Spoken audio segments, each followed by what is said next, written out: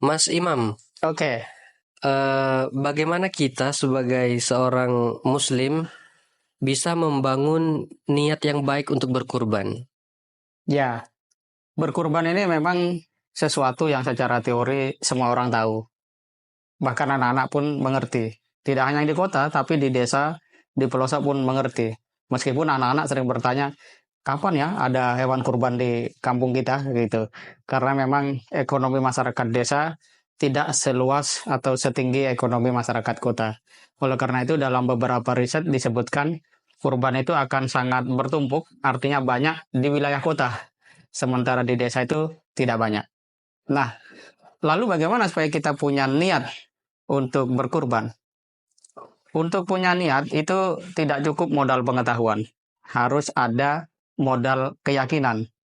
Dan yang lebih penting, modal tentang bagaimana kita menjadi orang yang bertakwa. Karena bicara kurban ini hanya orang-orang yang punya takwa yang mau melakukannya. Mungkin sebagian orang ada karena alasan derma, karena alasan status sosial, tapi yang diterima oleh Allah adalah yang karena takwa. Dan Allah tidak melihat manusia itu kan kepada ajasamikum, kepada jasad kita, walakin yanduru ila kulubikum, kepada hati kita. Jadi kalau kita ingin punya niat berkurban tahun ini, periksa ketakwaan kita.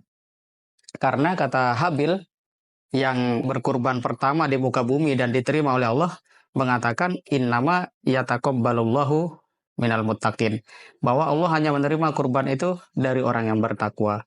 Jadi niatkan kalau kita mau bertakwa maka berkurban, dan karena kita mau berkurban maka itu untuk kita menjadi lebih bertakwa. Begitu penjelasannya tentang bagaimana supaya niat itu muncul.